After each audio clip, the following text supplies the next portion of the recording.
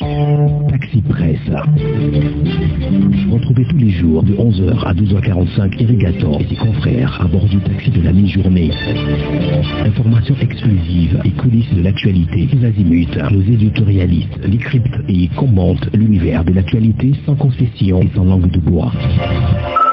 Taxi Presse, tous les jours de 11h à 12h45 avec Saint-Irrigator.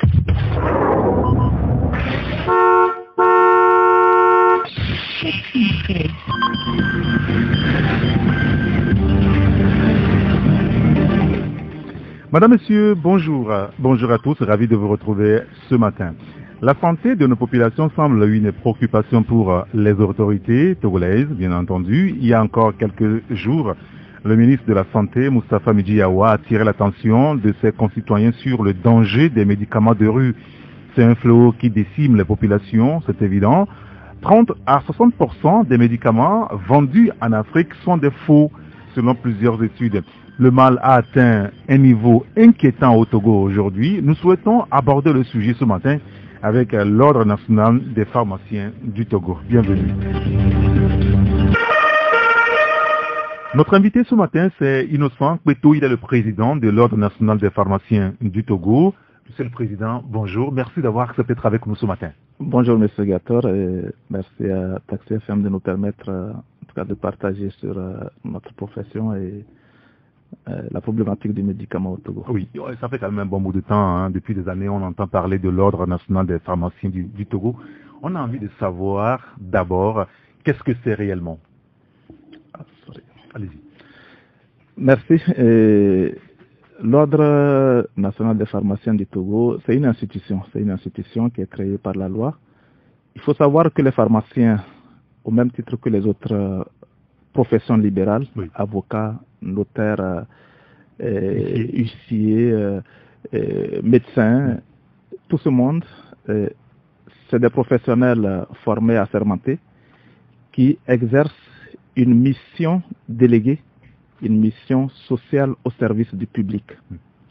Et cette mission-là, elle est généralement encadrée par une réglementation très stricte et un code de conduite qui est même érigé en loi. En l'occurrence, chez les pharmaciens, il y a un code de déontologie.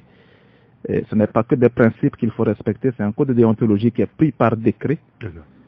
Et donc, ces professionnels sont censés, doivent respecter en fait toutes ces règles-là et évidemment s'inscrivent donc au tableau de leur ordre. Et cette inscription, c'est l'acte qui consacre leur engagement au respect de toutes ces règles-là. Parce que, évidemment, la mission qu'ils exercent et à laquelle est attachée cette responsabilité est sous le contrôle normalement de l'État qui en fait délègue cette mission à des professionnels. Mais l'État seul ne peut assurer le contrôle de l'agissement de tous les professionnels. C'est pour ça que il a été nécessaire de mettre en place ces institutions ordinales qui reçoivent pour mission de veiller au respect de toutes ces règles-là de la part de leurs membres. Et l'ordre des pharmaciens, en l'occurrence, a donc la mission de veiller au respect notamment du code de déontologie qui permet donc aux professionnels de pouvoir exercer dans le respect de toutes ces règles qui sont édictées pour protéger avant tout la santé des populations. Et comment ça se passe aujourd'hui au niveau de l'ordre? Est-ce que vous arrivez quand même à faire réellement ce que vous avez promis? Parce que je me rappelle encore en 2014, janvier 2014, lorsque le bureau là est en place, vous avez tenu quand même des propos, votre mission, le défi à relever. Je me rappelle encore comme si c'était hier, vous avez martelé votre objectif. Est-ce qu'aujourd'hui, voilà, quelques années plus tard, vous êtes proche de la réalité, c'est-à-dire par rapport au défi que vous vous êtes lancé au début? Je dois dire que l'Ordre national des pharmaciens du Togo, c'est un ordre assez jeune. Il a été créé en 2004 avec donc la scission de l'ordre unique qui regroupait toutes les professions médicales. Et depuis cette date, en tout cas, l'ordre s'est employé déjà à exister. Il fallait qu'on se donne les moyens d'exister et en tout cas se donner une bonne visibilité sur l'échiquier, donc par rapport à la profession, montrer aux professionnels que, en tout cas, ils ont cette institution qui va être eux, ensuite s'engager sur les missions. Les missions, comme vous l'avez rappelé, effectivement, à notre première mandature, parce que le conseil, je préside en tout cas le conseil pour un second mandat qui vient de commencer il y a à peine un an. Et ma première mandature, nous étions engagés avec mon conseil à faire en sorte que nous puissions perpétuer en tout cas ce qui avait été commencé par mon prédécesseur, à savoir continuer à assurer une bonne visibilité de notre profession sur l'échiquier, parce qu'il faut la faire connaître à nos concitoyens, qu'est-ce que le pharmacien, qu'est-ce qu'il fait, et ensuite veiller à ce que les professionnels de plus en plus aient les moyens d'assurer correctement leur mission. Ces moyens, c'est avant tout les moyens techniques. Nous avons travaillé à moderniser de plus en plus le secteur pour que la pharmacie au Togo prenne toute sa place, non seulement au plan social, mais aussi au plan économique, tout et tout, parce que c'est un secteur aussi qui a son importance économique dans le pays. Et nous avons travaillé sur les règles et sur également le professionnalisme des confrères, c'est-à-dire aujourd'hui nous assurons continuellement la formation continue des pharmaciens. C'est le rappel des principes déontologiques, c'est aussi le rappel, je veux dire, des aspects techniques, des aspects techniques et aussi, vous savez, nous sommes dans un domaine qui évolue très vite et nous devons assurer cette formation continue qui permet aux pharmaciens d'être à la page et d'être en tout cas au bon niveau de compétences pour continuer. Ce matin, lorsqu'on préparait l'émission, mes confrères à la rédaction posaient clairement une question. Le pharmacien, ça sert à quoi au Togo? À la vente des produits en pharmacie tout simplement, ou il y a d'autres choses derrière? Le pharmacien au Togo, comme ailleurs, c'est un professionnel de santé avant tout. Et ça suppose quoi? Ça suppose donc son rôle dans la chaîne de santé. C'est d'abord, vous savez, c'est d'abord dans la chaîne de santé, c'est lui qui est chargé d'assurer la disponibilité des médicaments. Il le fait soit en les fabriquant, donc il y a les pharmaciens industriels, il y a ceux qui les rendent disponibles dans le pays, et même dans les pays producteurs, il y a cet intermédiaire qu'on appelle le répartiteur, qui est chez nous au Togo, c'est en même temps un importateur, puisque les industries pharmaceutiques, peut-être qu'on en reviendra, sont loin de nos frontières. Et il y a des importateurs qui vont assurer la mise à disposition au niveau des pays de ces médicaments. Ils sont soit dans le domaine du privé ou dans le domaine public. Et maintenant, le dernier maillon, c'est le maillon de ceux qui assurent la dispensation, c'est-à-dire la mise à disposition du médicament aux patients. C'est les plus nombreux. Et ici, au Togo, c'est ce qu'on voit généralement, non? Oui, malheureusement, c'est ce qu'on voit, c'est ce qu'on commente. Mais en réalité, c'est la même chose dans tous les pays. Vous allez dans un pays comme la France, les officinaux, c'est 80 000 officinaux, ceux qui sont en pharmacie. Et à côté, il y a certes les industriels. Et on va en parler. Vous savez, l'industrie, c'est un domaine qui ne relève pas que du seul professionnel. Ça doit être une stratégie nationale, une politique d'industrialisation de ce secteur-là à développer.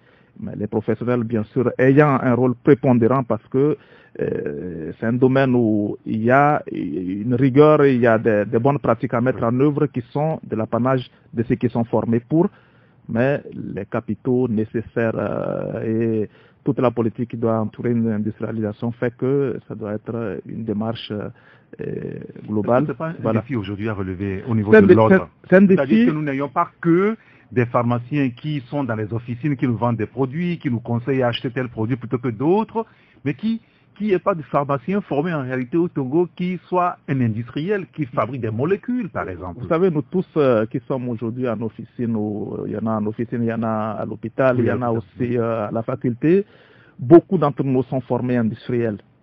Ah, d'accord. Bien sûr, nous avons des industriels parmi nous, des gens en tout cas qui ont, au cours de leur formation, opté pour l'industrie et qui ont des compétences en la matière et qui aujourd'hui se retrouve en officine parce que, comme je l'ai dit... il n'y a pas un cadre institutionnel.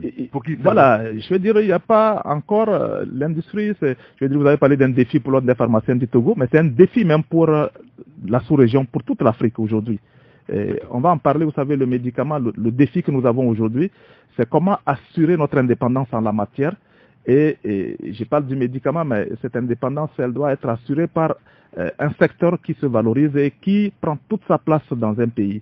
Parce que le secteur pharmaceutique, aujourd'hui, on le voit, on se bat aujourd'hui pour mettre en place la couverture santé universelle avec le défi de rendre plus accessibles les médicaments, assurer la disponibilité des génériques. Si nous devons continuer par faire confiance aux autres pour cela, on va passer à côté parce que cette volonté d'avoir des médicaments moins chers pourrait inciter certaines personnes à nous mettre des produits de qualité inférieure. Et c'est le lieu, vraiment vous faites bien de le dire, et nous en sommes conscients que désormais le professionnel pharmacien en Afrique en général, nous devons nous engager sur la problématique de développer l'industrie pharmaceutique. Très bien. Et en tout cas, au niveau des professions, nous en sommes conscients. Nous discutons aussi avec nos autorités et pour qu'on ait des stratégies pour aller vers cette industrialisation progressive, non seulement du Togo, mais de toute la sous-région, parce que on ne saurait imaginer l'industrie pour un seul pays, et notamment pour un marché comme celui du Togo. Vous savez, c'est des investissements lourds et dû au fait que les exigences en matière de qualité, en matière de compétences et de technologie sont telles que on ne peut pas envisager une industrie pour un pays. C'est une politique sous-régionale qui est d'ailleurs en cours au niveau de la CEDEAO notamment. Nous espérons qu'au niveau de l'ordre, il y a un plaidoyer aujourd'hui qui est fait au niveau des autorités. C'est un plaidoyer permanent de l'ordre parce que nous sommes conscients, nous sommes très bien placés, même dans nos officines, comme vous le dites, pour savoir les difficultés que nous aurons de plus en plus à assurer les soins de nos concitoyens, en tout cas les soins de nous-mêmes, puisque les médicaments aujourd'hui, quand vous prenez des pays, même aujourd'hui comme la France, ils ont de réelles difficultés. Il y a des pénuries dans ces pays. Il y a toute une stratégie pour gérer ces pénuries de médicaments. Et pour nous qui ne produisons pas, nous savons que ça va être de plus en plus compliqué. Et surtout pour certaines de nos pathologies orphelines pour lesquelles la grosse industrie pharmaceutique n'a plus trop intérêt à s'intéresser. Donc nous mesurons les défis. Et ce plaidoyer-là, nous le faisons au quotidien auprès de nos autorités. Très bien. Merci d'être avec nous, en tout cas ce matin, M. Innocent Kweto. Nous vous avons invité aussi aujourd'hui pour qu'on aborde des questions réelles liées donc à la santé de nos populations, donc par l'entremise des médicaments qui sont sur nos marchés. Le principe de l'émission, c'est entre autres aussi de permettre à nos auditeurs de vous interpeller directement sur les questions. Donc tout à l'heure, autour de 12h15, les auditeurs pourront, n'est-ce pas, vous interroger sur des questions. Alors, aujourd'hui, on parle des faux médicaments. J'ai envie qu'on lève l'équivoque. Est-ce qu'il faut parler aujourd'hui de la vente de faux médicaments ou de la vente illicite des médicaments? Ou c'est la même chose? Il n'y a pas d'équivoque. Pour nous, un médicament qui est hors du circuit réglementaire, on va le définir, n'est pas un médicament. Il faut pas qu'on fasse de l'amalgame dessus parce que le développement de ce circuit parallèle au circuit contrôlable, au circuit traçable, au circuit qui est en tout cas sous la surveillance des autorités sanitaires du pays, ne peut pas garantir la bonne santé à nos populations. Au contraire, cela vient perturber tout ce que nous mettons en place pour assurer cette prise en charge de la santé de chacun de nous. Donc le médicament, c'est vrai que aujourd'hui, il s'est développé non seulement au Togo, mais un peu partout en Afrique, même à travers le monde, un commerce parallèle, parce que malheureusement, il y a certaines personnes qui ont vu dans ce médicament que l'aspect, il rapporte de l'argent, mais pour nous, professionnels, c'est dangereux, même je veux dire, le problème est là, on va en parler, mais qu'on s'assied pour discuter du marché de la rue, on ne devrait même pas en parler parce que ça ne doit pas exister pour nous. Donc, médicaments de la rue ou médicaments faux, pour nous, c'est la même chose. Ouais. Alors, le phénomène au Togo aujourd'hui atteint une proportion vraiment inquiétante, au point où les autorités, tous les jours, l'évoquent. Nous osons croire que ce n'est pas vous qui financez cette répression.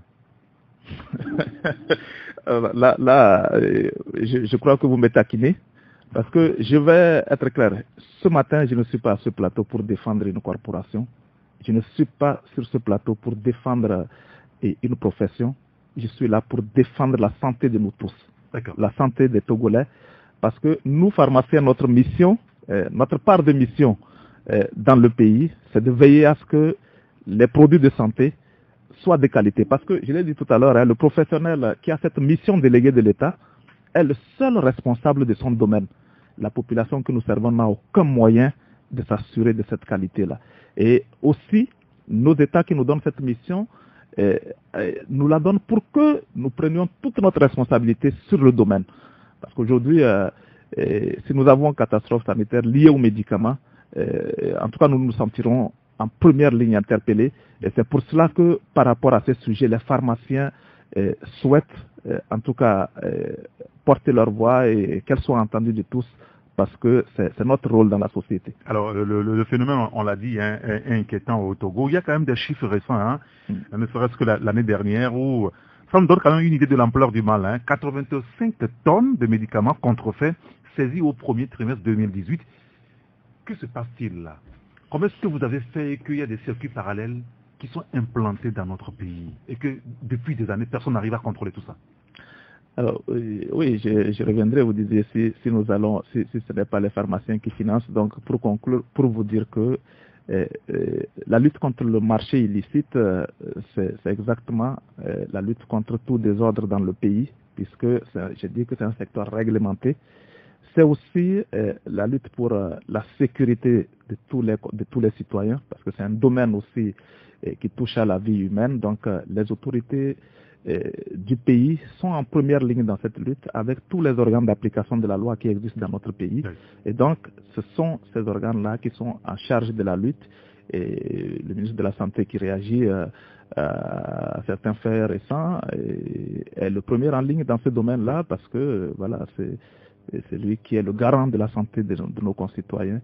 Et l'ordre, les pharmaciens n'auront qu'un rôle d'alerte pour dire attention, il y a problème. Oui. Alors, donc, pourquoi ça persiste, pourquoi ces chiffres affolants, cette importance du marché parallèle? Je dois dire que ce n'est pas un phénomène unique au Togo.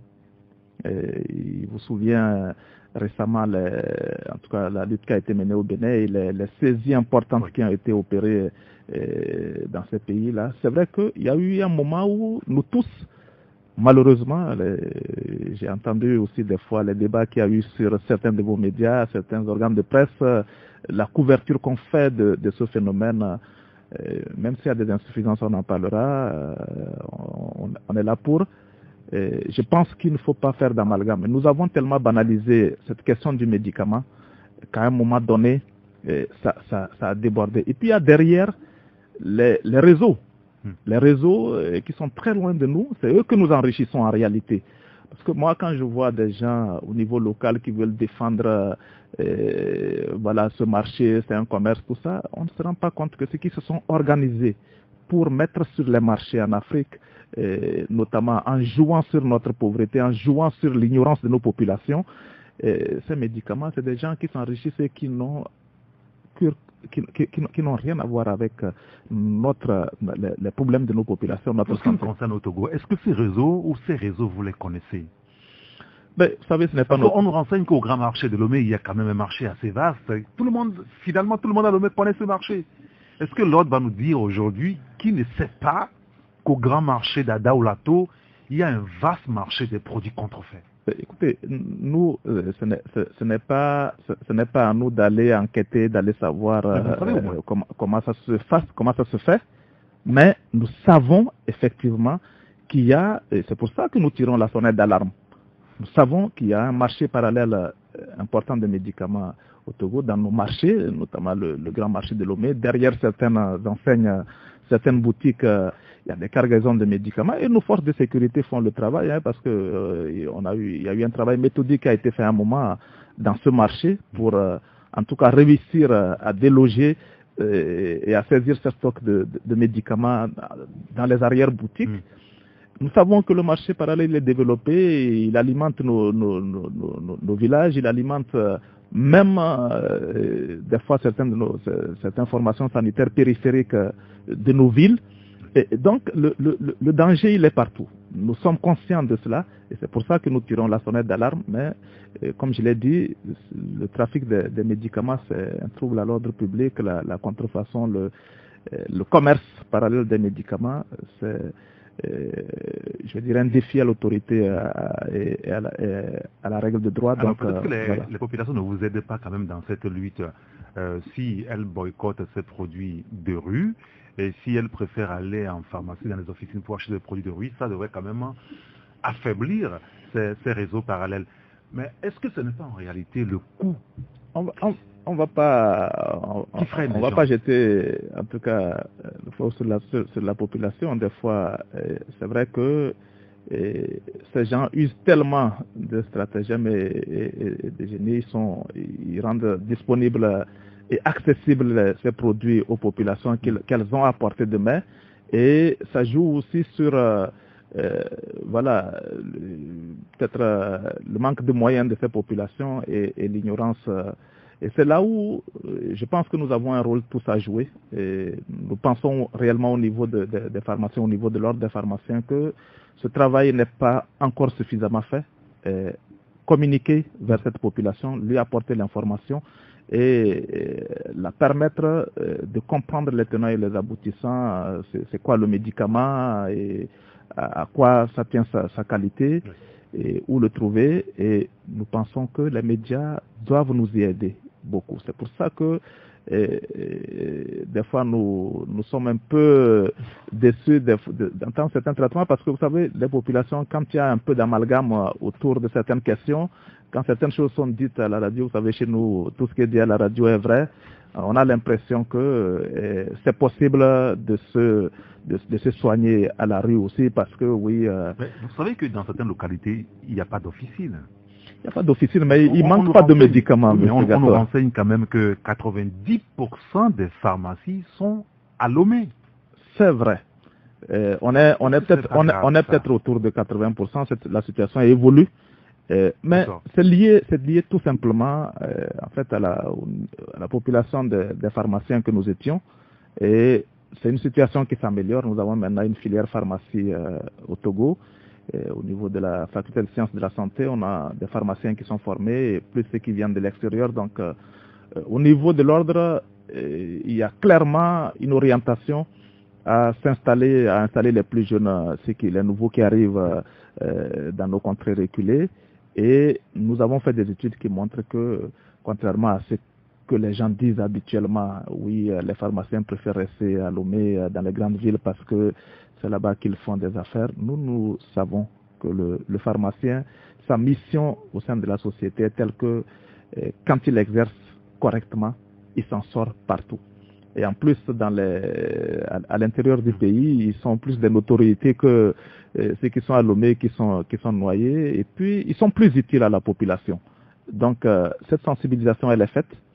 Et avec des fois des chiffres à l'appui qui montrent que le pharmacien qui est installé à l'intérieur s'en sort de plus en plus. Donc l'ordre fait ce travail et de plus en plus, si vous avez observé, en tout cas ces dernières années, si vous avez circulé à l'intérieur du pays, vous verrez que la situation s'améliore.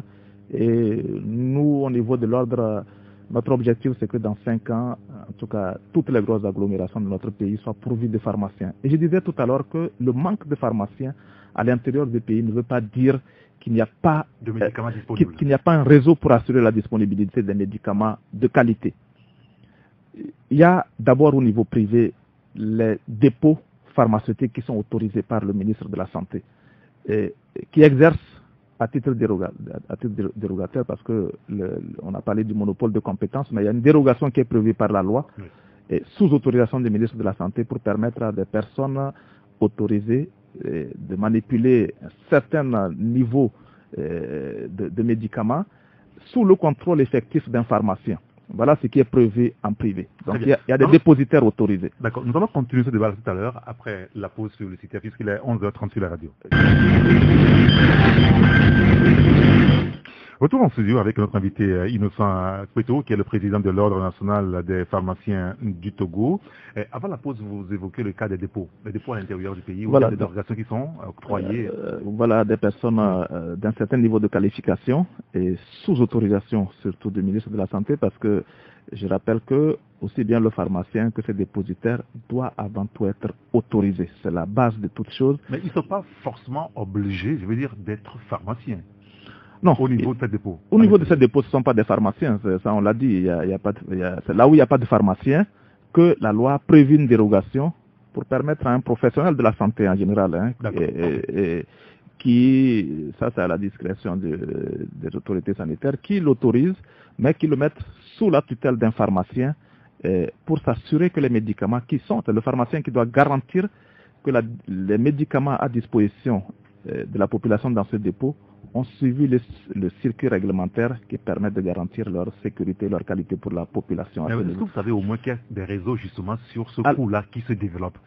À savoir que ces infirmiers qui ne sont pas des pharmaciens, à qui on a encore des dérogations, introduisent aussi des médicaments hors circuit, dans le circuit.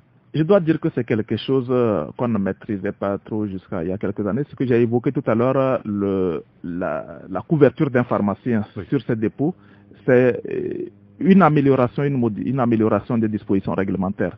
Et nous avons travaillé là-dessus avec la direction des pharmacies et le ministère de la Santé pour améliorer justement cette situation. Parce qu'avant, cette dérogation n'avait pas prévu la couverture d'un pharmacien.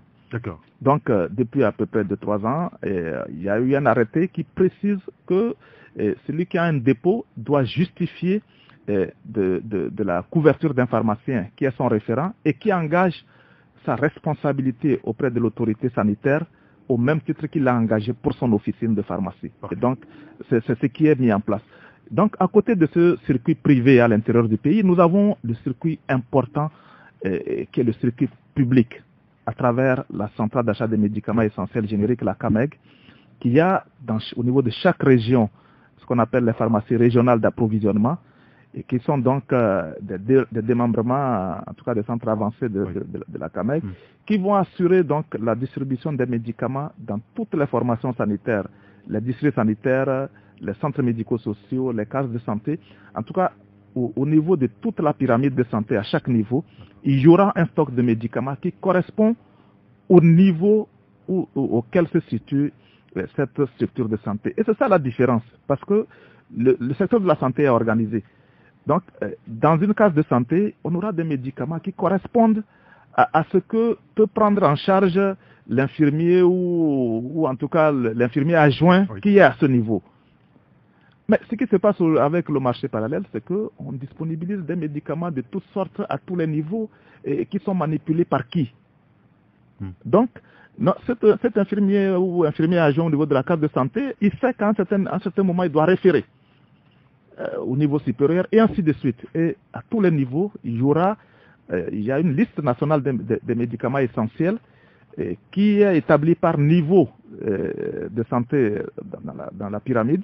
Et donc, à chaque niveau, il y aura cette liste de médicaments à disposition des populations. Et ce qui se passe, c'est que malheureusement, ce trafic et l'activité du circuit parallèle perturbe le comportement des populations, les détourne de ces formations sanitaires. Et tout ça fait qu'à un moment donné, nous retrouvons des situations compliquées. Oui, mais vous savez, il y a certains de nos compatriotes qui ont le sentiment aujourd'hui que quand ils vont dans la rue pour acheter certains produits, ils sont bien à l'aise. Ils sont à l'aise. Tout se passe bien. Ça fait des mois, un camarade qui dit, eh bien, lui, il a les rhumes, mais il a acheté tous les produits en pharmacie, dans les officines, mais il n'y a pas de solution. Mais il a suffi pour lui d'aller acheter quoi? Comment est-ce qu'on appelle ce produit-là qui guérissent les rhumes? Voilà, je ne vais pas donner le nom pour vous le citer à ce produit-là. À 75 francs, 125 francs, chez la bonne dame, et son rhume est parti. Comment est-ce qu'on peut expliquer ça à ce citoyen-là quand vous dites que le produit qu'il achète là n'est pas du bon produit? C'est ça le problème. C'est exactement ça le problème. Je lui souhaite en tout cas beaucoup de gens, j'espère qu'il a de la baraka pour que derrière il n'y ait pas plus de dégâts. Parce que les médicaments miracles, les médicaments qui soignent instantanément, là, pour nous, ne sont pas des médicaments. Et c'est ça. Juste parce qu'ils sont hors circuit ou non, c'est pas parce qu'ils sont hors circuit. Sciemment, vous savez, ces trafiquants mettent des drogues, des choses compliquées, des mixtures très compliquées dans les produits, qui font que les gens, quand ils les prennent, ils ont une impression de soulagement instantané. Mais derrière les dégâts, il faut aller dans nos centres de dialyse, dans certains services à d'autres niveaux, pour retrouver des complications de ce type de comportement. Donc, il faut expliquer clairement à la population que un médicament doit se prendre sous le contrôle d'un agent de santé. On ne peut pas aller à la rue, acheter un médicament et puis on le prend, on a l'impression qu'on est soulagé. Très souvent, on a caché réellement ce qu'on a comme mal. Et derrière, ça peut être des complications, des résistances, parce que les conséquences, voilà, on en parlera, mais en tout cas, c'est vraiment assez dangereux. On nous a aussi dit dans ce pays qu'on ne peut pas se rendre dans une officine pour acheter des produits sans ordonnance. Est-ce que c'est vrai encore aujourd'hui? Non, mais c'est de plus en plus vrai. Mais on ne peut pas dire, on n'a pas dit qu'on peut, on doit aller en pharmacie forcément avec une ordonnance à chaque fois. C'est pas ce qui est dit. Il y a des médicaments à prescription obligatoire pour lesquels il ne peut pas avoir de délivrance sans l'ordonnance. Donc, Comme la politique que vous venez de mettre en place au niveau des antibiotiques? C'est pas une politique que nous avons mise en place. C'est pas nous qui définissons la politique. La politique, elle est définie par le ministre de la Santé. Nous, l'ordre, j'ai dit que nous avons juste une mission déléguée pour assurer la mise à disposition des médicaments. Ce que nous avons fait, c'est de rappeler justement des principes. Et surtout, c'est de nous positionner par rapport à une problématique qui est aujourd'hui, je veux dire, la plus grave menace à la santé des populations, surtout dans nos pays à revenus faibles. La question de la résistance des bactéries aux antibiotiques. C'est aujourd'hui quelque chose de très grave. Parce que les gens ne se rendent pas compte. Vous voyez les comportements. Les gens, ils ont un mal, ils vont à la rue, ils achètent une gélule à tête rouge ou à tête jaune, et 2 gélules, on avale. Et on a l'impression qu'on est guéri. Les gens se présentent en officine avec une plaquette d'un antibiotique donné. Je vais acheter, qu'est-ce que vous en faites? Ah non, j'avais acheté la dernière fois, là j'ai pris 2, bon il me reste 3, je vais compléter. Un antibiotique, c'est une dose, c'est une durée de traitement et c'est un contrôle derrière pour s'assurer que la bactérie est effectivement éliminée. Parce que ce qui se passe en matière d'antibiotiques, je vais vous expliquer, c'est que c'est les médicaments qui agissent pas sur le fonctionnement de notre organisme, mais ils vont aller s'attaquer à des micro-organismes qui sont en nous et qui veulent vivre. C'est ça la différence entre les antibiotiques et les autres médicaments. Parce qu'on a d'autres médicaments, un antihypertenseur va agir sur le mécanisme, sur la physiologie de l'organisme. Mais un antibiotique, un anti-infectieux va éliminer dans le corps humain ou dans l'animal un micro-organisme qui a trouvé son gîte pour y vivre. Donc, quand vous attaquez à quelqu'un, vous essayez de le tuer, vous n'y arrivez pas, ce qui se passe, c'est qu'il lui développe des mécanismes pour se protéger. Et c'est ça le problème des résistances. Parce que le mécanisme même d'action des antibiotiques comporte déjà en leur sein un potentiel de résistance. Et justement, Sir Alexander Fleming qui a découvert les premiers antibiotiques, la pénicilline, dans les années 40, au cours des grandes guerres, qui a permis vraiment de sauver des vies humaines, et le disait déjà que c'est la sagesse avec laquelle les hommes utiliseront l'antibiotique qui permettrait de préserver ce médicament et d'assurer son efficacité pour les générations futures. Et malheureusement, nous n'avons pas été sages et ça nous rattrape aujourd'hui. Il y a une alerte mondiale au niveau de l'Organisation mondiale, même au niveau des Nations Unies. Et aujourd'hui, c'est une problématique qui a fait l'objet en tout cas d'un appel des plus hautes autorités au niveau mondial pour que nous puissions changer de comportement. Alors, on a écouté un médecin togolais il y a quelques années déjà qui nous disait que les produits que les bonnes femmes vendent comme produits pharmaceutiques en réalité ne sont pas mauvais.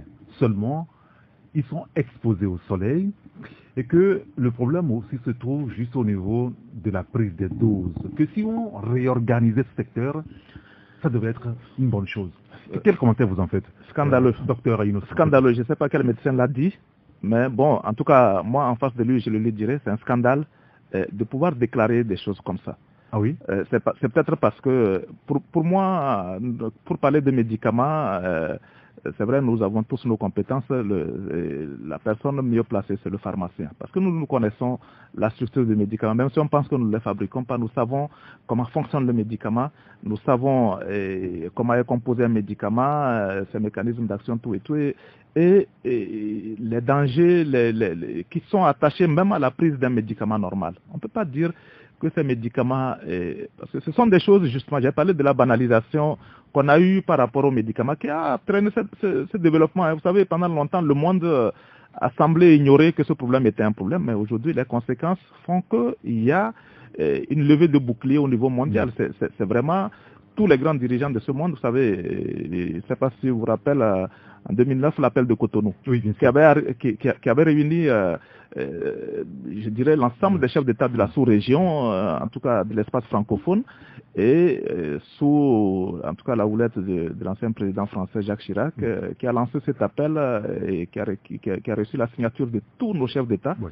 Le président de la République togolaise a posé sa signature sur cet appel à l'époque. Et c'était en tout cas un acte fort qui a engagé en tout cas ces hautes autorités à la lutte contre ces faux médicaments, parce qu'on s'est aperçu que ça devenait un fléau qui met à mal non seulement la santé de nos populations, mais aussi toutes nos politiques sanitaires, et que ça pouvait vraiment entraîner, en tout cas, une désorganisation de nos systèmes de santé. Oui, c'est vrai qu'on a aussi dit, là on l'a rappelé tout à l'heure, que 30 à 60% des médicaments vendus en Afrique sont des faux, et que les contrefaçons inondent les marchés et mettent donc en péril la santé de la population. Il y a un auditeur qui le dit, j'allais même justement revenir sur le suivi par rapport donc aux herboristes. Ce sont des concurrents, visiblement. Alors, il dit, aujourd'hui, nous remarquons l'affluence énorme des herboristes qui dit avoir donc l'accréditation des autorités compétentes et également encouragé par nos médias qui garantissent une crédibilité des traitements. Est-ce que vous êtes en concurrence avec eux? Ce qu'ils font, est-ce que ça vous déplaît? Tout de suite, je m'inscris en faux par rapport à cette déclaration. Les herboristes ne sauraient être nos concurrents. On n'a pas, je vais dire, les médicaments, oui, nous pharmaciens, nous savons. Dans la mesure aussi. Hein. Oui, mais moi, je ne vais pas considérer, parce que je ne sais pas de quoi il parle, donc on n'est pas dans une concurrence, mais néanmoins, nous savons que la médecine traditionnelle a toute sa place, en tout cas dans nos systèmes de santé, et tous nos États ont une politique en matière de médecine traditionnelle. Au niveau de la sous-région également, au niveau de l'Organisation ouest-africaine de la santé, on a une politique pour développer la médecine traditionnelle, pour permettre en tout cas à l'Afrique aussi d'apporter sa contribution à la prise en charge de la maladie.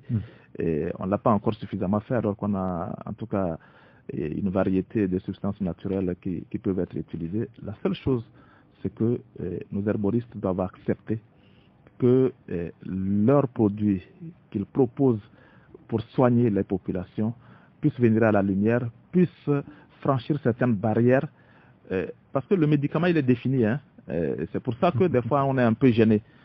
On peut dire qu'on a découvert quelque chose qui soigne, mais bon, quand on l'appelle médicament, nous on est un peu gênés. Ce sera qui nous gêne, parce que le médicament, il a une définition qui porte en elle-même, en tout cas, je vais dire, les éléments de sa sécurité, de sa qualité pour la population. Donc, il faut quand même faire attention. Ensuite, nous, ce qui nous gêne, très souvent, l'auditeur en a parlé, c'est la publicité aussi autour du médicament.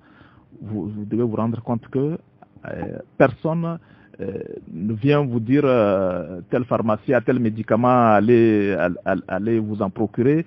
Vous devez vous rendre compte que les laboratoires sont représentés par des délégués médicaux, des informateurs médicaux, mais ils ne viennent pas vous voir ici à la radio pour vous dire mon médicament est de qualité, allez l'acheter. Ils vont s'adresser à des professionnels, aux médecins, Parce que dans le domaine du médicament, voilà le seul domaine où... Mais ça évolue aujourd'hui en Occident. Hein. Vous et moi. On voit sur les médias européens. Non, mais oui, mais cette publicité... Il y a une différence. Non, cette publicité qui concerne peut-être des produits aujourd'hui qui sont considérés comme des produits d'usage courant, des produits grand public, des produits qui sont suffisamment éprouvés pour que on se dise, parce que vous savez la difficulté. Et moi, je n'aime pas trop quand on se réfère à l'Occident, on veut copier les mêmes choses. Vous savez, regardez le niveau d'éducation de nos populations, le niveau d'information que nous avons même par rapport à notre propre santé, le rapport que chacun a par rapport à sa santé. Comment est-ce que nous la prenons au sérieux? Parce que quand vous avez une population qui, le premier réflexe quand on se sent mal, c'est d'aller à la rue acheter le médicament, on a déjà un problème. Si nous faisons de la publicité grand public pour des médicaments, nous allons aller à des catastrophes. Nous devons encore dans nos pays inciter les gens à aller vers les formations sanitaires. C'est très important parce que on n'a pas encore suffisamment de culture en la matière pour ce type de publicité. C'est-à-dire qu'on a mal, on a peut-être pas de médecin à qui se référer, on va en pharmacie. On doit pouvoir trouver un conseiller, n'est-ce pas, le pharmacien. Parce que, vous savez, ce que j'ai dit tout à l'heure, les gens vont s'en offusquer. Mais nous, les Togolais, en fait, nous oublions, en Afrique, nous oublions que vous et moi, nous représentons quoi, peut-être 20-30% de la population. Et ceux qui n'ont pas l'information, qui se fient juste à ce que quelqu'un leur dira à la rue, à une publicité quelconque, sont les plus nombreux. Et non, je pense que c'est en officine qu'on peut aussi avoir des conseils. Oui, aujourd'hui, mais il se trouve que dans plusieurs de nos officines, les pharmaciens ne sont pas là. On a engagé des jeunes dames, des jeunes hommes qui sont là, qui font office de pharmaciens, qui vous conseillent. Est-ce qu'ils ont compétence à faire ça? Vous savez, le collaborateur du pharmacien, oui. L'auxiliaire en pharmacie, tout ce qu'il pose comme acte dans une pharmacie, oui. C'est le pharmacien qui est le seul à en répondre. L'acte de délivrance de médicaments, c'est un acte codifié et qui est de la responsabilité du seul pharmacien. Et ce pharmacien-là, s'il délègue cette mission à quelqu'un, il doit en assurer le contrôle, il doit s'assurer de la qualité de l'exécution de cette tâche-là. Et donc, pour vous dire que, c'est vrai, on le dit souvent, ouais, les pharmaciens ne sont pas là, mais aujourd'hui, nous, on peut vous dire alors, ça fait partie de ce que nous avons fait depuis que l'ordre existe, c'est vraiment d'engager de plus en plus les pharmaciens à être au service des populations. Nous avons rappelé continuellement, et nos confrères s'y engagent aujourd'hui, oui. Que l'autorisation qui nous est donnée, elle est au service, elle est donnée pour une population. Parce qu'un pharmacien ne s'installe pas où il veut pour faire son business. C'est le ministre de la Santé qui décide que là, il nous faut un pharmacien, il nous faut une pharmacie, et cette autorisation est donnée. Et donc, c'est pour servir la population. Moi, je dis aux populations, c'est vrai? Moi, je dis aux populations, ouvrez les portes des pharmacies, demandez votre pharmacien, c'est votre droit. Il est là pour vous répondre. Et des fois, on a l'impression qu'on a trouvé des gens à nos comptoirs. Désormais, quand même les titulaires, bon, vous m'occupez toute la matinée aujourd'hui, mais à mon comptoir, il y a un pharmacien, il y a un assistant qui est là. On va dire qu'on est venu, on n'a pas vu M. Peto, ce qui n'est jamais dans sa pharmacie. Et nous avons toujours, pour certains d'entre nous qui sont indisponibles, on a des assistants, on a des personnes qui sont là pour assurer en tout cas la continuité du service du pharmacien. Alors, vous dites quelque chose quand même qui me scandalise. La pharmacie, c'est, je vais dire, l'espace de santé le plus ouvert. Aujourd'hui, c'est des milliers, on évalue à peu près, je ne sais pas, à des dizaines de milliers le nombre de personnes qui poussent les portes des pharmacies librement. Oui, être pharmacien, d'accord, mais avoir une officine, c'est un cercle fermé. Écoutez, ce n'est pas un cercle fermé. C'est un cercle fermé pourquoi? C'est fermé juste par la compétence, c'est tout. C'est limité par la compétence. Et je pense que étudier la pharmacie, on ne nous a pas sélectionné quelque part. Donc, c'est ouvert, c'est comme toute activité. Et il se fait que le pharmacien doit être formé, il doit avoir un niveau de compétence. C'est 6 ans de formation scientifique sanctionnée par une thèse d'exercice. Oui. tout le monde, d'ailleurs, on est heureux de constater que de plus en plus, les gens envoient leurs enfants faire pharmacie et ça nous conforte parce que désormais on pourra avoir de quoi faire, on pourra avoir un pharmacien un peu partout, dans nos villes, dans nos hôpitaux, parce que nous avons besoin de pharmaciens dans les hôpitaux pour assurer la gestion du médicament efficacement, pour assurer sa dispensation dans des conditions de sécurité pour nos patients à l'hôpital. Donc, vraiment, c'est l'ordre en tout cas apprécie cette tendance. Nous avons quand même chaque année maintenant une trentaine de pharmaciens qui sortent et même des fois plus certaines années.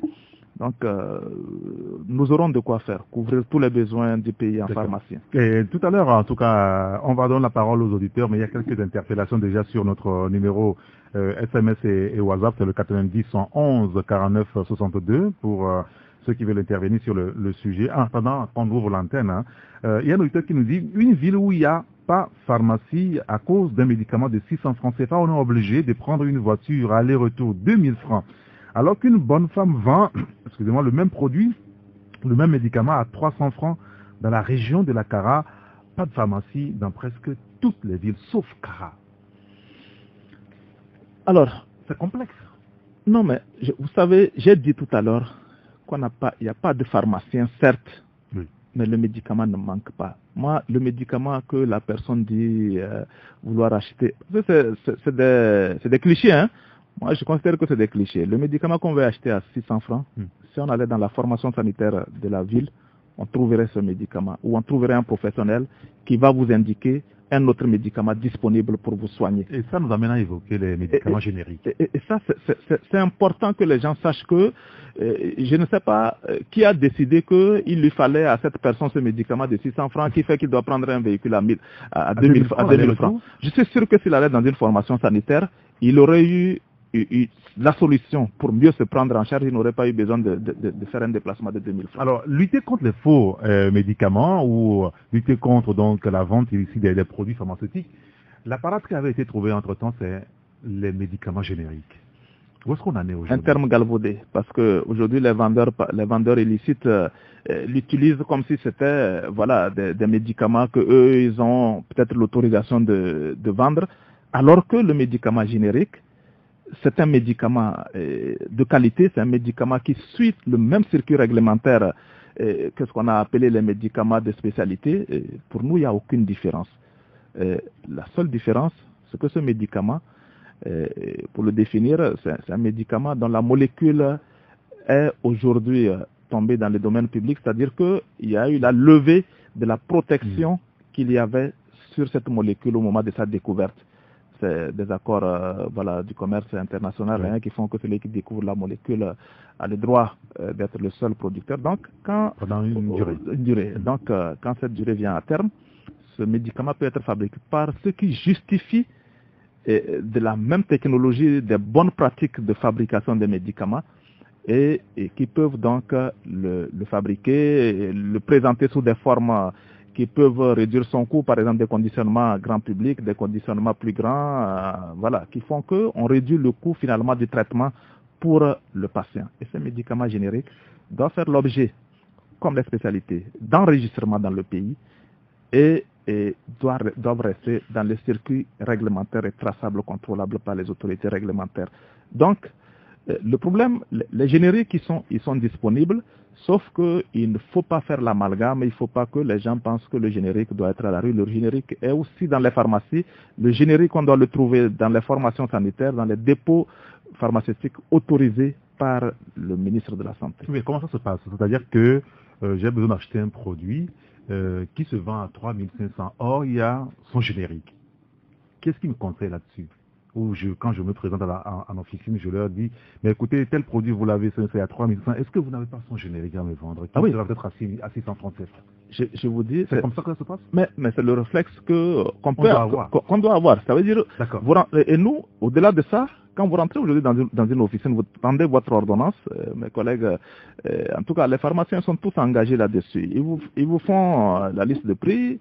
Quand on tend cette ordonnance à un patient qui réfléchit, se gratte la tête et tourne les talons, en général, le pharmacien vous rappelle pour voir si on peut faire quelque chose, on regarde.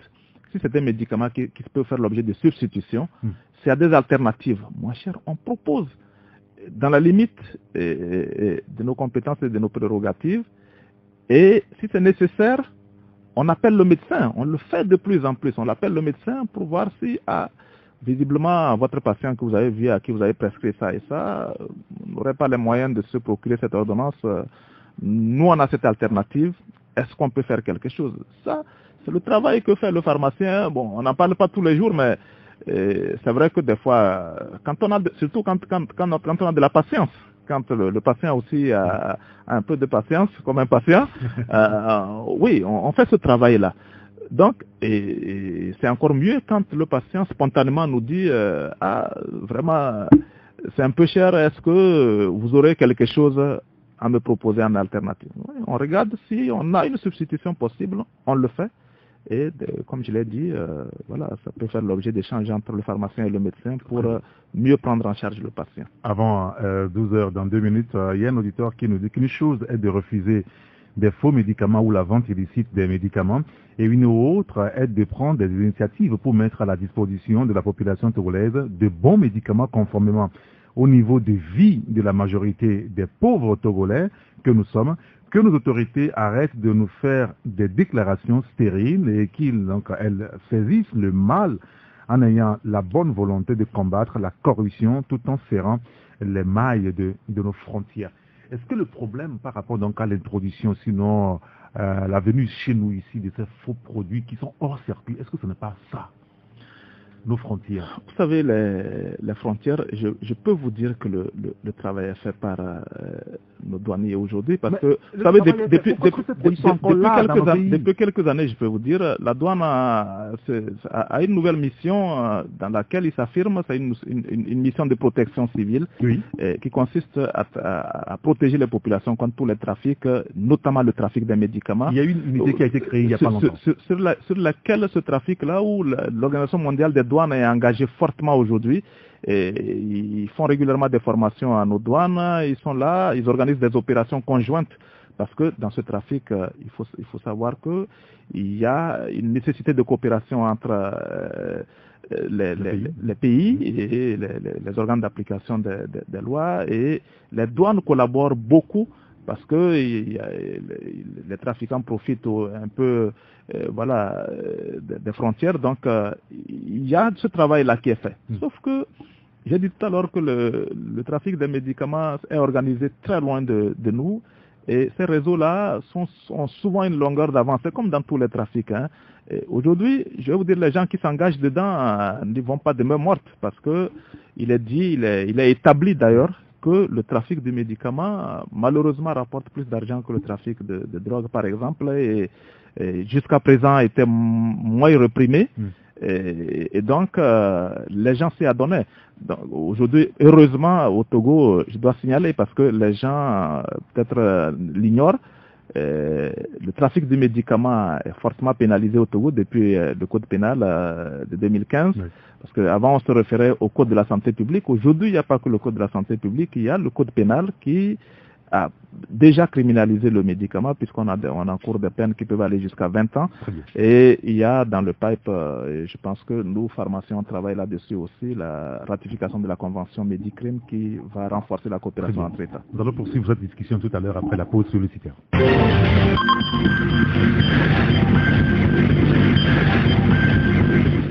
Il est 12h, presque 5 minutes sur Radio, Taxi FM Lomé. Merci de nous écouter. Vous écoutez Taxi Presse. Notre invité ce matin, c'est Innocent Cléto, qui est le président de l'Ordre national des pharmaciens du Togo. Et nous sommes aussi avec nous Amen Assignon. Amen, bonjour. Bonjour, Rigator. Alors, vous êtes au programme pour Taxi Midi à 12h45. Quel est le contenu de votre journal, Amen? Eric, dans l'actualité, le bilan à mi-parcours du système de contractualisation des formations sanitaires publiques. Bilan positif et encourageant selon le gouvernement et qui doit désormais faire office d'école au Togo. Améliorer les soins sanitaires à Zalivé, Keta, à Soukopé. Le lancement des travaux de réfection du centre de santé effectué hier mercredi. Hugues Thibault nous en parlera à 12h45. Et puis, jeudi culture, la 6e édition du Festilum retient l'attention de la rédaction. L'événement a lieu du 26 au 30 mars prochain. Voilà le menu de Taxi Midi. Merci beaucoup. Amen, Seigneur. À 12h45, on vous retrouvera pour le développement de tous ces titres. Retour en studio avec notre invité avant de retrouver les auditeurs tout à l'heure sur le 93, 96, 99, 99 ou le 99 20. 09 59, nous sommes toujours avec le docteur Innocent Petou. Docteur, est-ce que vous avez des soutiens au niveau de vous, les pharmaciens, aujourd'hui? Je ne sais pas soutien de quel genre. C'est vrai que nous avons entendu sur certains médias que les pharmaciens peut-être seraient des prêtres, il y aurait des gros bras derrière nous. Il faut savoir que la réglementation pharmaceutique au Togo dispose que le pharmacien doit être propriétaire et gérant de sa pharmacie. Je pose la question parce qu'il n'y a pas longtemps, il y a à peine 2 semaines, 10 jours, quand un syndicat bizarre est né, c'est par rapport donc à la vente de ces produits pharmaceutiques, et juste quelques 3-4 jours, il y a eu le ministre qui est sorti de sa torpeur. Or, on a eu tous le sentiment comme si, attention, on touche à quelque chose et il faut protéger ses amis. Voilà. Vous savez, je l'ai dit en début d'émission, que moi je ne suis pas là. Déjà en tant que pharmacien et président de l'ordre des pharmaciens, je ne suis pas ici pour défendre une corporation. Oui, vous l'avez dit. Et la mission que l'autorité nous a déléguée est une mission sensible, nous en sommes conscients, et quand on a justement des alertes comme ceci, on est obligé de monter au créneau parce que c'est notre rôle, d'éduquer, d'informer sur le médicament. Et le ministre de la Santé, lui, c'est le garant de la santé de nous tous. Et il se fait que l'acte qui a été posé, c'est quand même un acte grave. Vous savez, je dis cette réaction du ministre de la Santé, pour nous, ça doit encore aller même beaucoup plus loin parce que c'est tellement un mauvais signal pour notre pays. J'ai parlé tout à l'heure de la lutte engagée au niveau mondial contre ces faux médicaments. Et aujourd'hui, je veux dire, avoir dans un pays, moi je ne peux pas vous dire tous les retours que j'ai eus à travers le monde. Vous savez, nous avons des collègues partout et nous nous retrouvons dans des conférences partout. Les gens nous disent, mais qu'est-ce qui se passe chez vous? Donc, attention, au-delà de ce que le ministre doit tout de suite rappeler qu'il ne faut pas banaliser autant le médicament dans notre pays parce que c'est dangereux, mais aussi c'est une réaction qui montre que les autorités togolaises sont très conscientes des dangers de ce trafic des faux médicaments et que également au Togo, la lutte est engagée contre ce fléau et on ne saurait tolérer donc qu'il y ait comme ça, je vais dire une tentative d'officialisation ou voilà de ce trafic. Non, je pense que c'est ce qui a été fait. Donc, il ne s'agit pas pour le ministre de protéger quiconque que ce soit, parce que nous travaillons, nous avons permanemment le bâton du ministre sur nos têtes, des autorités sanitaires sur nos têtes, parce que notre mission est délicate et nous devons l'exercer avec responsabilité. Le pharmacien, le monopole de compétences n'est pas un cadeau qui est donné aux pharmaciens. J'ai dit tout à l'heure les conditions qu'il faut. Nous, à l'ordre, tout pharmacien qui justifie de son diplôme, de sa formation, est inscrit, et dès qu'il est inscrit au tableau de l'ordre, il a le droit d'exercer la pharmacie à quelque niveau que ce soit. Donc, c'est le choix du pharmacien d'aller à l'industrie, d'aller dans le public, à l'hôpital, ou d'ouvrir son officine. En tout cas, dès qu'il... Et c'est ça le rôle de l'ordre. Hein. Le premier rôle, c'est de contrôler l'accès à la profession. C'est de veiller à ce que ceux qui viennent demander une autorisation pour s'installer sont effectivement formés et compétents pour assurer cette mission-là. Très bien. Voilà. Il y a un auditeur qui nous dit, je ne sais pas si vous pouvez répondre à la question, mais il dit, je veux savoir le rôle que jouent les délégués médicaux dans le processus et si les écoles qui s'ouvrent pour cette formation sont certifiées. Oui, c'est une belle question. Je vais y répondre. Les délégués médicaux, je l'ai dit tout à l'heure un peu, c'est des personnes qui représentent l'industrie pharmaceutique. Vous comprenez très bien comment c'est organisé. C'est-à-dire que, vous savez, dans un pays, les médicaments rentrent à travers les structures autorisées par l'État. Oui. Et ce sont ces structures qui sont en relation d'achat avec les industries qui ont enregistré chez nous. Maintenant, c'est pour ça que vous demandez toujours à vos collègues d'en acheter que chez... Mais bien dans sûr. Ce circuit autorisé. Ah ouais, non, mais tous les pharmaciens doivent rester strictement dans le circuit. Et ça, dans tous les cas, ça ne souffre Et comment ça se fait que certains produits faux se retrouvent en pharmacie? Il n'y a pas de produits faux en pharmacie. Mais on a reçu plusieurs alertes. Vous prenez Doliprane, vous prenez 2, là, vous voyez, on se rend compte que... Vous savez, oui, j'ai entendu des choses. On achète un Doliprane dans les pharmacies au Togo, il est moins efficace que celui qu'on achète en France. Oui. Vous savez, nous, ce que nous savons, c'est que le Doliprane que nous vendons ici, c'est le Doliprane qui est enregistré par, malheureusement, on est obligé de parler, vous avez cité un nom, on est obligé d'en parler, nous on n'aime pas trop parler des médicaments sur les antennes, mais ce médicament est enregistré par son laboratoire fabricant, qui est un laboratoire très sérieux, connu, et ce médicament, c'est suite à ce visa qu'il est importé par nos grossistes des structures de ce laboratoire-là, et l'autorité réglementaire contrôle régulièrement les circuits d'approvisionnement. Donc, pour revenir sur les délégués médicaux, ce sont les commerciaux, en quelque sorte, c'est les commerciaux de l'industrie pharmaceutique. Si vous voyez bien ces commerciaux-là, ils ont juste un rôle d'information. Normalement, ils doivent avoir dans leur sac des papiers et quelques échantillons sur lesquels c'est marqué clairement que les médicaments là ne peuvent pas être vendus. Donc, ils ne vendent pas de produits. Ils ne vendent pas. Censés vendre. Ils ne doivent même pas recevoir des modèles vente. Entre leurs mains. Ils ne doivent pas avoir des modèles vente. Donc, ceux-là, ils donnent de l'information au niveau des médecins pour, en tout cas, leur rappeler les évolutions, en tout cas, sur les médicaments, tout ça, et leur permettre de faire des prescriptions judicieuses. Mais après, ils ne doivent pas vendre le médicament. Parce que le laboratoire ne peut pas vendre les médicaments directement dans le pays, sinon l'autorité n'a pas de contrôle sur lui. C'est pour ça que dans un pays, les pharmaciens, ce sont les personnes à qui l'État délègue cette mission et ils sont responsables devant l'État. Donc à nous de faire en sorte que nous ayons cherché les médicaments là où il faut, ceux qui sont enregistrés, et ensuite que nous assurions leur sécurité sur toute la chaîne jusqu'au patient. Donc, les délégués médicaux, ils n'ont qu'un rôle parallèle d'information et peut-être ils regardent si les médicaments sont disponibles, ils sont au niveau des grossistes pour voir si les commandes sont passées régulièrement. En fait, juste ça. Ça, c'est ce qui est dit, même dans la réalité, sur le terrain. Mais là, dans la réalité, sur le terrain, c'est ce qu'ils sont censés faire. S'ils font autre chose, je pense que c'est des gens qui tiennent une carte professionnelle qui est délivrée par la direction des pharmacies, l'autorité réglementaire du pays. Et je pense que cette autorité réglementaire fait son travail par rapport à eux. Si nous voyons des choses, nous alertons. Et l'autorité réglementaire est là pour faire son travail. Vous avez parlé de leur formation. Oui. C'est quand même quelque chose qui est quand même assez délicat. Bon, nous, c'est d'abord former des délégués médicaux, c'est pour leur offrir quel travail. En général, cette formation elle était assurée par les industries pharmaceutiques qui les recrutent, parce que leur rôle, c'est un rôle d'aller apporter l'information produite par le laboratoire.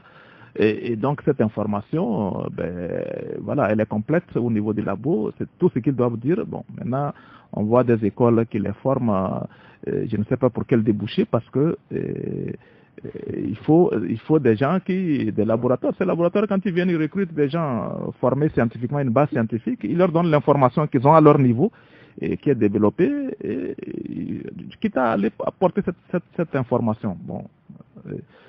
En tout cas, nous, on n'a pas à nous prononcer là-dessus. Je sais qu'au niveau du ministère de la Santé, ces écoles n'ont pas la reconnaissance qu'il faut. Bon, maintenant, après... c'est aux autorités de décider.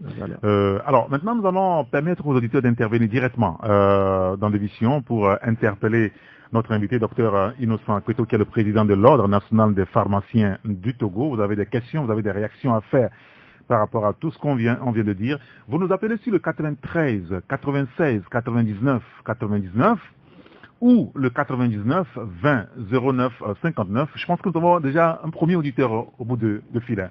Allô? Oui. Allô, bonjour. Oui, bonjour, cher ami. C'est Natema. Monsieur? Monsieur Natema. Nous vous écoutons, monsieur Natema. Ok. Moi, je voudrais poser une question à votre invité. Oui, allez-y.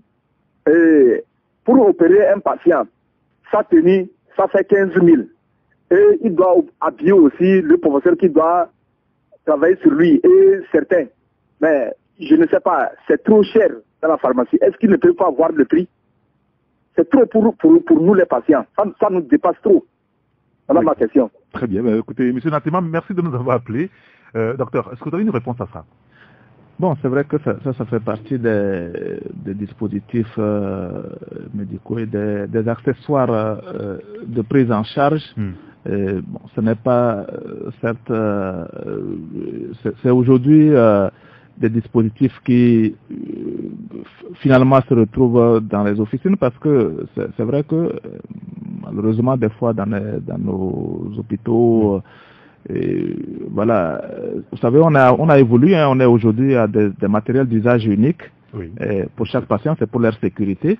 Et donc, ces produits-là, nous, c'est pas des produits sur lesquels on ferait des marges excessives. Des fois, c'est même déposé par voilà des structures que nous on redonne vraiment. Et puis il n'y a pas beaucoup de ce type de matériel dans nos pharmacies. Hein. Ce n'est pas de l'apanage. C'est vrai que même dans certains blocs, c'est disponible directement là-bas. Mais bon, nous, ce n'est pas des produits sur lesquels vraiment on travaille. D'accord. En pharmacie. Très bien. Un second auditeur, allô? Oui, bonjour. Oui, bonjour. Ah, l'auditeur Alpha Ligne a été coupé. Mais on va prendre un autre. Allô? Oui, quand quelqu'un laisse quelqu'un. Allô? Oui, allô? Bonjour, cher ami. Bonjour. Je disais quand quelqu'un laisse quelqu'un prend. Oui, bien entendu. Que notre ami revienne. Monsieur Komi. Oui, monsieur Eric. Ma question pourrait faire office d'un autre débat. Hein. Vous allez l'inviter, il doit revenir. Le visa pour avoir, comment dirais-je, un médicament fait la croix et la bannière. À quoi cela est dû? Deuxième question, à ce jour, nous avons un ministre qui va s'occuper de la consommation locale. Mais mon constat est que depuis des années, quand nous serons au village, nous sommes malades, on utilise des feuilles de mine pour se soigner, des trucs traditionnels. Et c'est à Lomé qu'on a connu la pharmacie et ses consorts. Et depuis là, je n'ai jamais écouté un Togolais, ou bien quand je prends les produits de pharmacie, je ne peux jamais lire fabriqué au Togo. Tout est fabriqué en France, en Chine, dans les pays européens. Qu'est-ce qui bloque nos docteurs et nos pharmaciens à fabriquer des produits togolais? J'ai aussi appris que les feuilles de teck servent à faire des sérums. Est-ce que cela est vrai? Et si on a des acquis comme ça, pourquoi on ne les concrétise pas? D'accord. Très bien. Monsieur Kwame, merci de nous avoir appelés. Bon, les sérums maintenant aussi, ça se fabrique un petit peu au Togo. Hein. Je pense qu'il y a une usine qui est installée pas trop loin de Jacques Blé là-bas. Docteur Innocent. Les visas.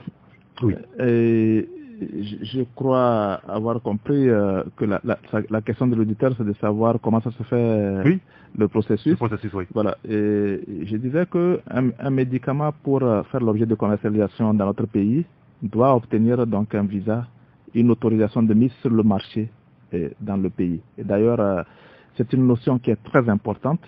Elle rentre même dans une autre définition du médicament qui dit que le médicament est avant tout celui qui est enregistré par l'autorité réglementaire.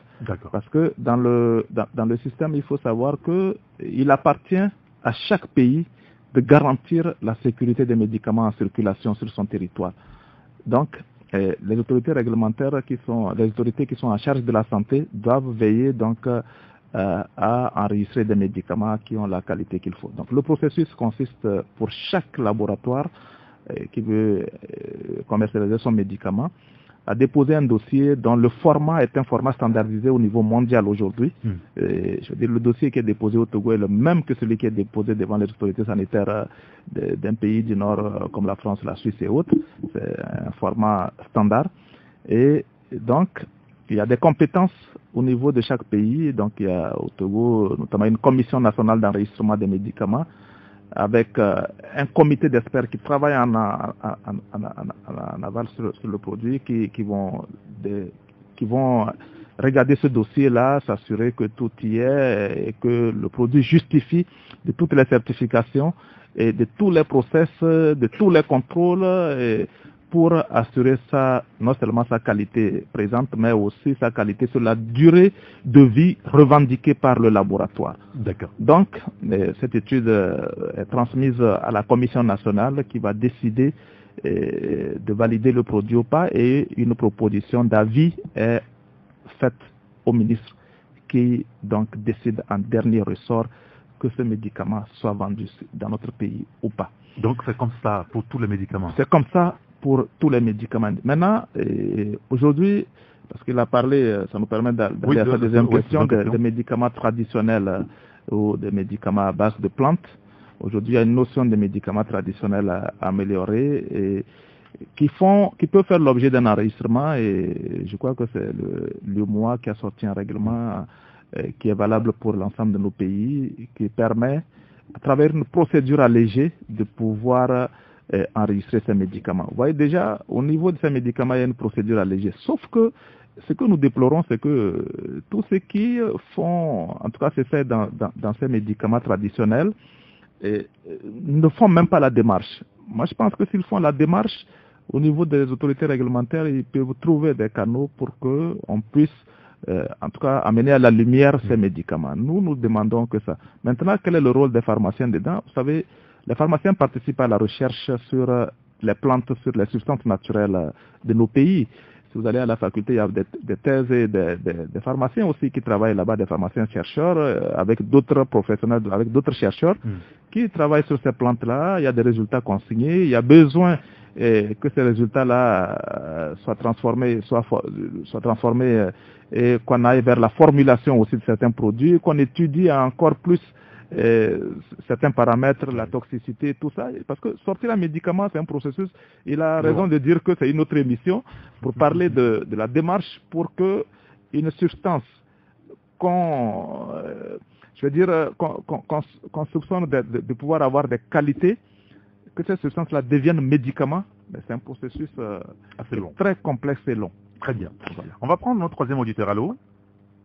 Allô? Oui, bonjour. Bonjour, monsieur Eric. Oui. Monsieur Kolani? Oui, Kolani à l'appareil. Nous vous écoutons, monsieur Kolani. Je salue notre invité. Mais le problème qui se pose sur la tête de nos amis, c'est cette suite de responsabilité de nos États. Et ça, il faut qu'on se dise c'est une vérité. Vous êtes des pharmaciens, quoi qu'on dise, vous êtes des commerçants. Et une entreprise, vous voulez faire des bénéfices. Mais la population a besoin d'un produit. Sur toute l'étendue du territoire, n'importe où, l'État a ce devoir de les protéger et d'installer des pharmacies. C'est quand l'État n'arrive pas à couvrir toute l'étendue du territoire que vous pouvez faire cette concurrence. C'est la même chose que les écoles qui sont payées, les écoles privées. Mais aujourd'hui, nous sommes en train de voir que c'est vous qui avez, c'est vous qui détenez tout et que l'État est sous vous. C'est ce que je veux dire par là. Aujourd'hui, pour créer une pharmacie, il faut aller dans votre ordre d'abord. Et c'est vous qui me dites oui, avant que ça n'aille sur le bénéfice, si j'ai bonne mémoire. Ça, c'est la question. Si ce n'est pas ça, si c'est l'État qui donne, ou bien c'est vous qui êtes organisé seulement, c'est à partir de vous qu'il faut créer une pharmacie, ou bien c'est n'importe qui envoie l'État pour le permettre d'aller créer sa pharmacie. Merci. D'accord. Ben, écoutez, M. Kolani, merci beaucoup. Je ne sais pas si vous nous écoutez depuis le début de l'émission. On a quand même essayé de répondre à cette question. Merci, M. Kolani. Vous pouvez ça nous reprendre à peu près. Oui, juste résumer. J'ai dit d'abord, l'ordre, c'est une émanation de l'État. Oui. Et c'est l'État qui donne une délégation à l'ordre d'organiser ceux qui sont censés gérer le médicament dans le pays. En fait, on oublie, c'est comme dans tous les domaines. Il y a, quand vous prenez les avocats, oui. Il y a une délégation de mission pour, en tout cas, protéger les populations par rapport à leurs droits. Si vous prenez les architectes, il y a une délégation de mission aussi. L'État ne peut pas tout faire. Et ce qu'il y a, ce n'est pas qu'au Togo. Et puis, il y a quelque chose qu'il a dit qui est grave. L'État ne peut pas être sous nous. L'État n'est sous personne. L'État est au-dessus de tout le monde. Donc, il faut quand même savoir que nous tous, nous sommes des démembrements de l'État et chacun a une mission au niveau du pays et c'est celle que nous essayons d'assumer. Maintenant, j'ai dit aussi que pour ouvrir une pharmacie, il suffit de justifier. Et justement, ce que l'État nous a demandé, c'est de lui permettre, c'est de lui donner les moyens d'autoriser les gens compétents pour faire ce travail-là. On a besoin de votre avis. Voilà, donc cet avis-là, c'est un avis qui porte sur la compétence du professionnel. Il faut que vous garantissez à l'État que telle personne oui, peut ouvrir une pharmacie et il peut aussi travailler dans tous les niveaux. On parle d'ouvrir une pharmacie, mais le travail du pharmacien, c'est beaucoup de métiers. Donc, c'est à nous de donner cette garantie-là à l'État. C'est le rôle de l'ordre. Mais ce rôle-là, il est assigné par l'État, bien entendu. L'État ne saurait être sous quelqu'un. D'accord, très bien. On va prendre le 4e auditeur. Allô? Alors, bonjour, monsieur Yori. Oui, bonjour, cher ami. Comment allez-vous? Oui, ça va. C'est monsieur Amouzou Famla. Monsieur Anoumou. Amouzou, très bien. Nous vous écoutons. J'aimerais demander à l'invité, il y a de cela plusieurs années, on a entendu que le paracétamol, ça a été même interdit dans les pays européens, que le paracétamol n'est plus bon pour la santé humaine.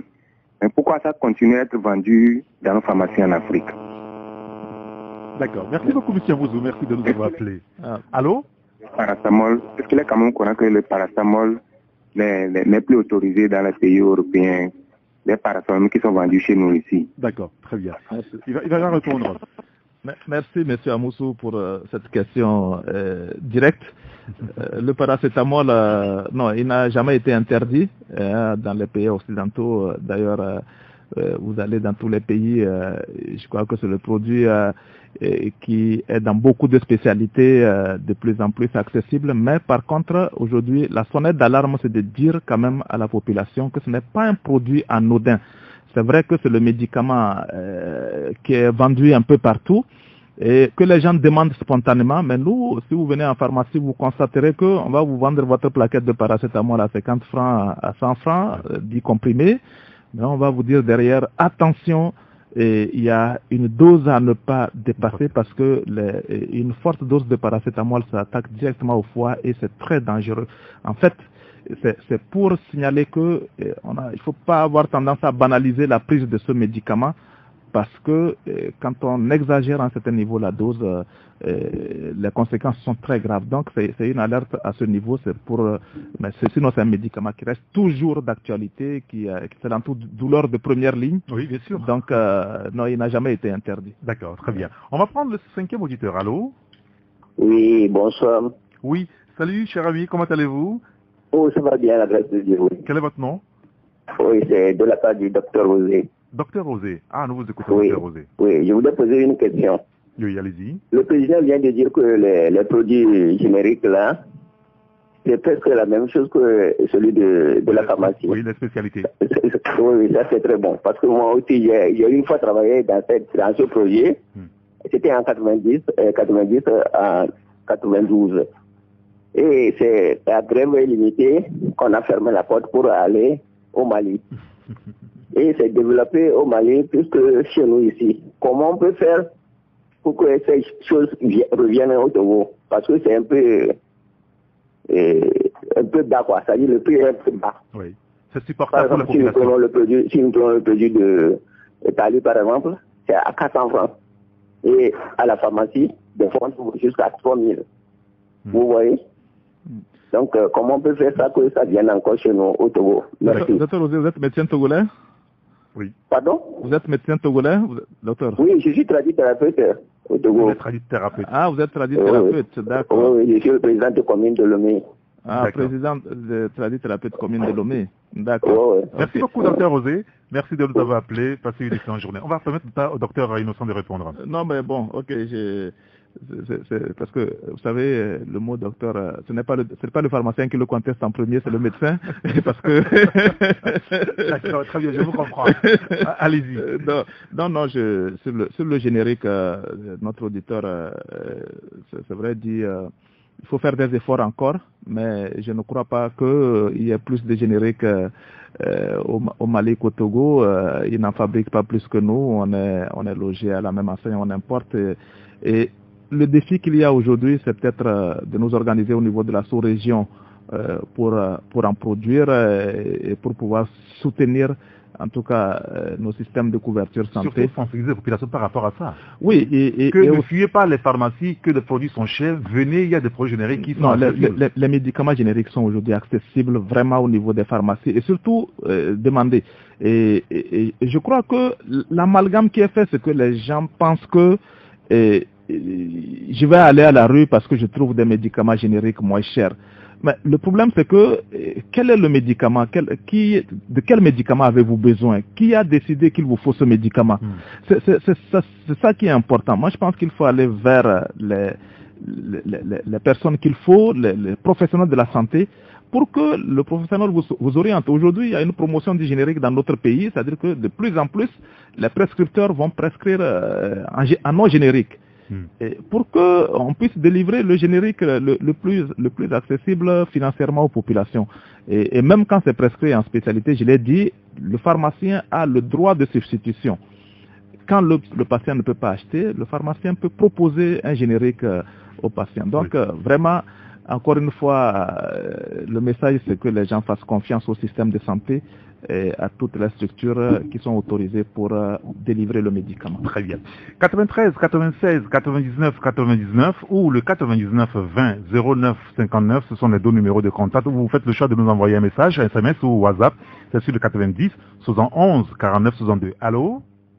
Oui, bonjour mon cher ami Gaston dans ce départ. Oui, bonjour, Tony, comment allez-vous? Je vais bien, vous? Ça va très bien, merci, nous vous écoutons. Écoutez, en écoutant le docteur Innocent, voilà, le docteur Innocent, bon, je suis à 90%, ils prennent leur fond. Bon, la question que moi, je voudrais lui poser. Bon, que font-ils pour pouvoir espacer dans leur futur des produits contrefaits, contre tout, parfois dans les pharmacies? Mais tout à l'heure, il a dit qu'il n'y a pas de produits contrefaits en pharmacie. Non, écoutez, il ne peut jamais se permettre de dire qu'il n'y a pas, il y en a. Bon, si nous, on va sortir. Allô, cher auditeur. Oui. Oui, vous savez, moi, je voulais dire, nous, on est professionnels autorisés par l'autorité pour faire un travail, assurer la mise à disposition des médicaments de qualité pour les populations. Bon, et ce travail, il est fait. Vous pouvez raccrocher, donnez. Il est fait sous le contrôle, ce travail est fait sous le contrôle de l'autorité réglementaire du pays, sous l'autorité de celui qui donne cette autorisation. Vous savez, le pharmacien, il n'exerce pas tout librement. Il y a une inspection qui est faite régulièrement dans nos structures pour s'assurer que nous le faisons dans l'émission. Et puis il y a la responsabilité même du professionnel, qui est la chose la plus importante. Parce que, vous savez, quelqu'un a parlé de pourquoi, voilà, un auditeur disait tout à l'heure, pourquoi c'est par nous qu'il faut qu'on passe avant d'aller ouvrir une pharmacie. L'État qui donne l'autorisation pour ouvrir une pharmacie ne saurait la donner à n'importe qui. C'est quand même, l'État est responsable de notre santé. C'est un domaine de souveraineté. C'est un domaine de souveraineté. Et puis, cette autorisation, il la donne à qui peut assurer correctement la mission. J'ai parlé des autres corps de métier. En fait, les gens, malheureusement, le pharmacien, notre problème, c'est que notre travail consiste à manipuler des produits de commerce qui font l'objet de convoitises et les gens font de l'amalgame. Mais il faut savoir, aujourd'hui, c'est une technicité qui est mise en œuvre. C'est quand même un professionnel qui est formé pour faire ce travail-là. Je ne sais pas c'est comme par exemple la médecine qui va contester au médecin le droit lui seul de connaître de la pathologie exactement d'un patient et de décider de ce qu'il lui faut. Mais il faut que les gens comprennent que ce travail-là, il est un travail réglementé et le pharmacien le fait avec de la responsabilité. Et moi, je ne défends pas encore une fois la profession. Moi, je suis ici parce que je pense que la santé des Togolais est menacée par tout ce qui se passe en parallèle par rapport au circuit officiel du médicament. Alors, on prendra plus de coups de fil ce matin, mais il y a d'autres questions également en message. Un auditeur qui veut savoir, pourquoi certains médicaments qui soulagent mieux, pour ne pas dire qui nous guérissent mieux, disparaissent rapidement des pharmacies ou tombent toujours en rupture. Il prend le cas de Célestène 2 mg, ce qui soulage rapidement les toux rhumes. Oui, bon, en tout cas, ça c'est son sentiment. Ce n'est pas pour cette indication que le Célestène est sûrement prescrit. Vous voyez, ça aussi, on a souvent des raccourcis, mais l'essentiel de sa question, c'est la question des ruptures et des pénuries de médicaments. Je l'ai dit en début d'émission que c'est une situation mondiale aujourd'hui qui fait que certains médicaments viennent à manquer momentanément. Mais c'est une préoccupation permanente parce qu'à chaque fois qu'un médicament manque, il peut se retrouver dans le circuit parallèle des contrefaçons qui sont proposées. Donc nous, professionnels, on est très préoccupés. On fait tout ce qu'il faut pour assurer, en tout cas, des alternatives. Et c'est pour cela que je dis encore une fois, il faut s'adresser aux médecins, il faut s'adresser aux acteurs de santé pour que, même quand vous avez l'habitude de prendre un médicament, normalement le Célestane, on ne le prend pas tout seul. C'est un produit de prescription. Oui. Si vous allez voir votre médecin, il doit pouvoir vous proposer l'alternative qu'il faut. Ou même si on vous le prescrit, vous venez à l'officine, le pharmacien vous proposera la substitution qu'il faut pour vous soigner. Donc c'est encore une fois faire confiance aux professionnels de santé pour notre santé. Alors, il y a cet auditeur qui nous dit, si un opérateur économique qui a les moyens, s'il peut signer un contrat avec un pharmacien certifié pour ouvrir une pharmacie. La loi l'interdit. C'est tout ce que je dirais. Oui, la loi l'interdit. Actuellement, le propriétaire du fonds de commerce doit être pharmacien. Oui, il est pharmacien, mais derrière, il y a l'opérateur qui est là. La loi dit que un grand frère. La loi dit que le propriétaire du fonds de commerce, c'est-à-dire celui qui investit, doit être pharmacien. Maintenant, c'est sa responsabilité devant l'autorité. Et dans tous les cas, si dans l'étude du dossier, je le dis pour que ce soit clair.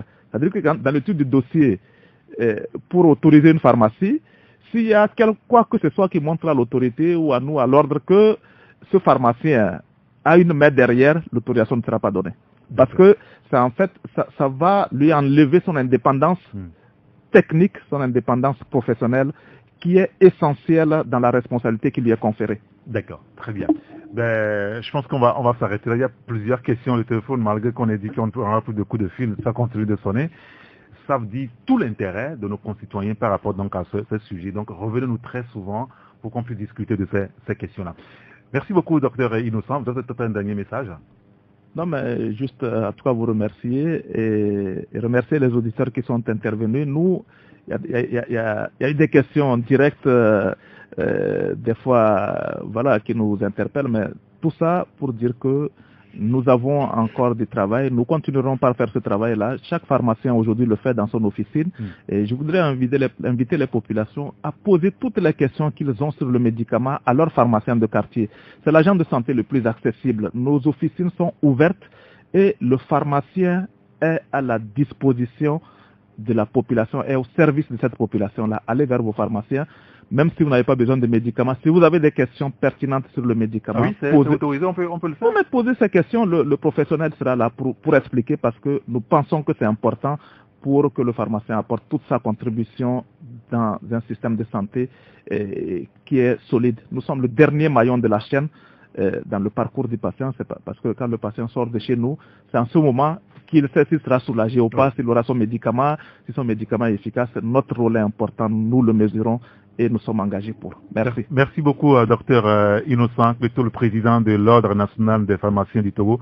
Merci d'avoir accepté d'être avec nous ce matin. C'est nous qui vous remercions. Merci à Jack Prosper qui a assuré la coordination technique. Appelez-moi ancien irrigateur. Je vous retrouverai demain avec l'équipe de vendredi pour la grande messe.